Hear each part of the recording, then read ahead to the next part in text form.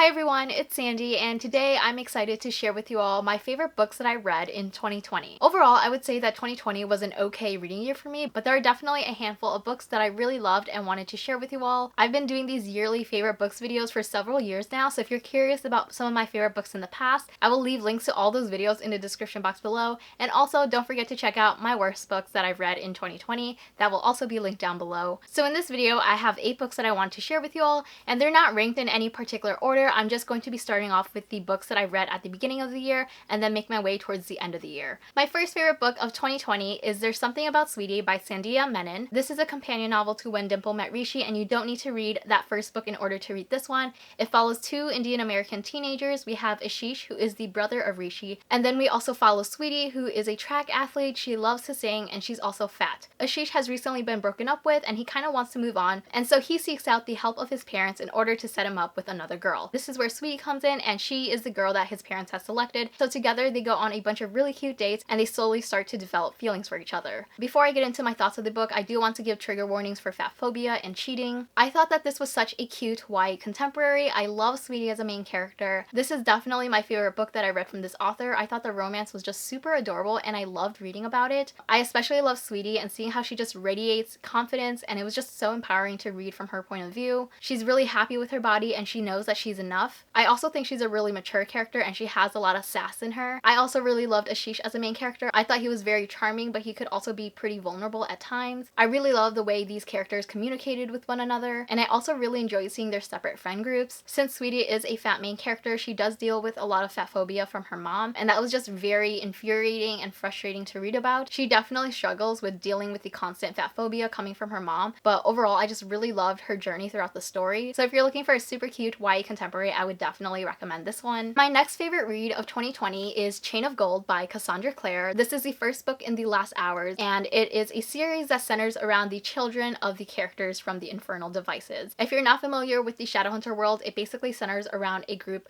of Shadowhunters that protect the world from demons. There are also different types of creatures in here, such as vampires and werewolves and fairies. The Shadowhunter books are some of my all-time favorites, and this is definitely one of the most anticipated books that I was looking forward to reading in 2020. To be honest, I didn't really care too much about the plot in the story, but the characters are what I loved and they drove me to continue reading the story. I just really loved getting to know all of these characters, as well as seeing characters that we already know and love and seeing their interactions with their kids. I do have a whole reading vlog dedicated to this book, so if you're interested in hearing some of my more spoilery thoughts, then definitely check out that reading vlog. It'll be linked below, and I definitely look forward to picking up the second book when it comes out in a couple of months. My next favorite book of 2020 is The Tyrant's Tomb by Rick Riordan. This is the 4th book in the Trials of Apollo series. I feel like the Trials of Apollo series is a series that I don't talk about much on my channel, except in my wrap-ups when I read the books. If you're not familiar with the Trials of Apollo, the first book is called The Hidden Oracle, and as you can tell, it follows the god Apollo, who was punished by Zeus and is forced to live on Earth as a mortal. And so throughout the books, Apollo goes on a series of different trials and challenges in order to reclaim his spot in Mount Olympus. I talk about this all the time whenever I mention the Trials of Apollo,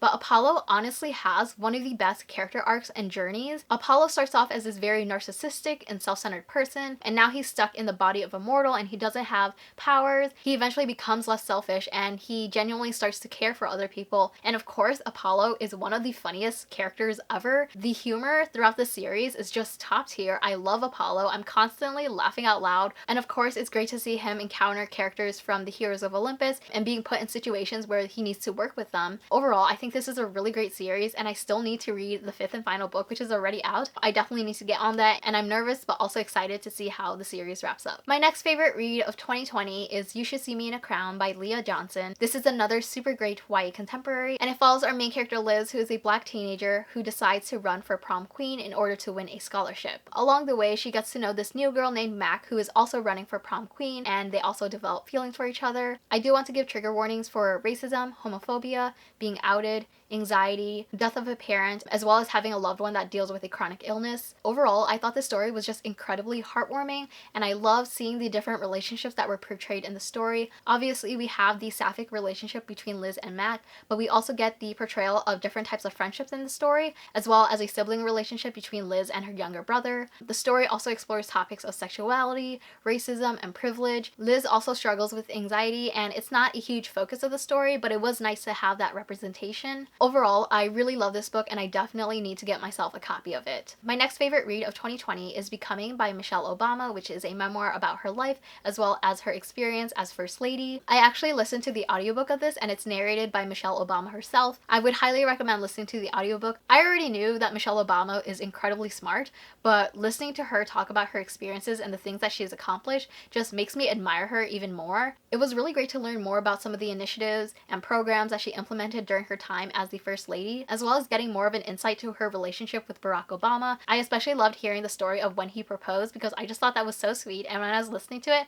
I honestly had like a huge smile on my face. Overall, this was a really great memoir and I would highly recommend picking it up. My next favorite read is A Good Girl's Guide to Murder by Holly Jackson. This story follows our main character Pippa as she investigates this closed case for a school capstone project. This closed case centers around this girl named Andy who is pretty popular. One day she goes missing, her body is never found, but her boyfriend is pinpointed as the one responsible, and unfortunately he ends up dying by suicide. And so after the suicide, it pretty much confirms everyone believes that the boyfriend was the one responsible, because why else would he die by suicide if that wasn't the case? And so Pippa doesn't believe that the boyfriend is the one responsible and she believes that there's more to the story, so she's doing her own investigation on the case. I do want to give content warnings for kidnapping, rape, drug use and drug dealing, as well as the death of a pet. I honestly didn't have that many expectations going into this book, but I ended up being really surprised, and this is definitely one of my new favorite YA mystery thriller books. I think the whole story wraps up very nicely, and apparently there's a sequel to it, so I'm definitely intrigued as to what's going to happen next, and I don't know too many details about the sequel. I thought the overall story was beautifully crafted and put together. The mystery was very engaging, and I enjoyed the way the author revealed bits and pieces of information throughout the story. It definitely makes you go back and forth as to who may be responsible for everything that happened. There's also a sense of urgency throughout the story too, because as Pippa is discovering new information, she begins to receive these letters and notes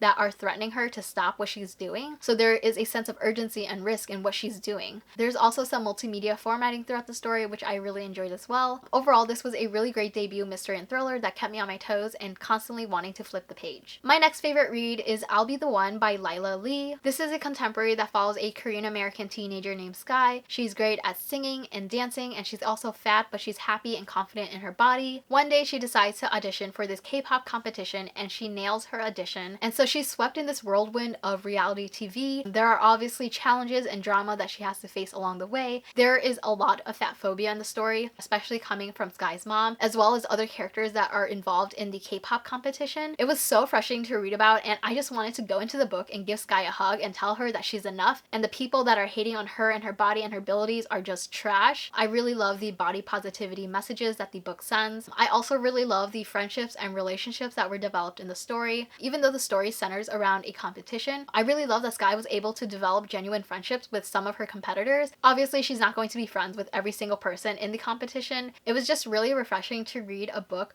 where even though characters are competing against one another, they still support each other and are there for each other. And I thought the romance was one of my favorite things in the story as well. It was just so cute. I feel like in most contemporary books, a very common thing that would happen that would kind of like break up a couple or cause issues and tensions within a couple is miscommunication. And I feel like this book is pretty free of miscommunication, and I just really love seeing the romance between Sky and Henry. It was just so darn cute, and I just loved all the different things that they did together and talked about. And even though Henry and Sky are technically competing against one another, they're still able to support and root for one another in various ways. Sky is an empowering main character, and I love reading her story. And my last favorite read of 2020 is actually a book that doesn't come out until 2021, so by the time you see this video, the book is already out, but that is One of the Good Ones by Maika Mulit and Maritza Mulit. Before I go into the synopsis, I do want to give trigger warnings for police brutality, racism, homophobia, drug dealing, and kidnapping. The story is told in multiple point of views, and one of the main characters is Kezi, who is a teen social activist.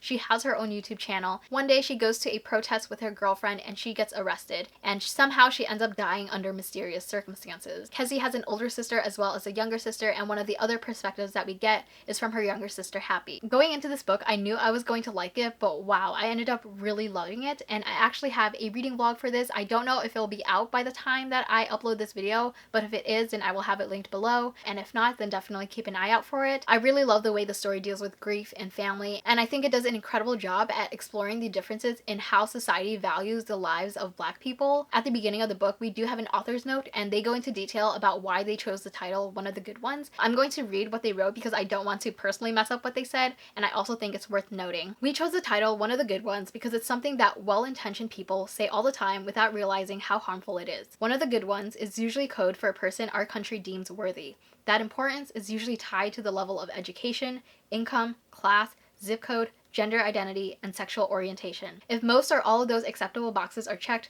then we care. One of the characters we created is an aggrandizement of those people who believe they are doing good when they elevate a Black person with a worthy background in lieu of someone else they deem unworthy. But there is no competition. There is no allotment for who deserves justice and who does not. I think that paragraph alone is so powerful, and throughout the story we're constantly going back to the theme of one of the good ones, who's worthy, who's not. And when it comes to police brutality, when a Black person is killed by the hands of a police officer, somehow people always find ways to bring up the past and to, in a sense, justify their killing. And simply by bringing up the past and pointing out, oh, this person did this, they're definitely not one of the good ones, it sends a message that says that this person's life didn't matter simply because they did this. It's very upsetting and makes me so angry, and that's something that's discussed about in the Black Lives Matter movement. I also really love the sister relationships that was portrayed in the story. Happy and Kezi didn't have the best relationship. Happy was very angry with Kezi on the day that she died, and the last words that she spoke to Kezi was very hurtful and angry. But then we also see this relationship that Kezi has with her older sister, and her older sister Jenny is actually like 10 years older, and Kezi and Jenny were actually the closest. So in a way, Happy was kind of envious of the relationship that her two older sisters share. But now that Kezi is no longer in her life, Happy has this opportunity to actually get to know her older sister. And so together they go on this road trip across the US, which is something that Kezi wanted to do after she graduated. So they go on this road trip together with two of Kezi's best friend, one being Kezi's girlfriend, in order to honor Kezi. And I really enjoyed the road trip aspect of the book as well, because they're traveling to different historical places. Overall, I love this book. It was such an impactful read, and if I had to recommend one book from this entire video, this book is definitely it. I highly recommend that you all check it out, and by the time that this video is up, this book is out. So those are all of my favorite books of 2020. If you've read any of them, please let me know your thoughts in the comments below. I would also love to know your favorite books of the year. Thank you so much for watching. I hope you enjoyed this video, and I will see you next time. Bye!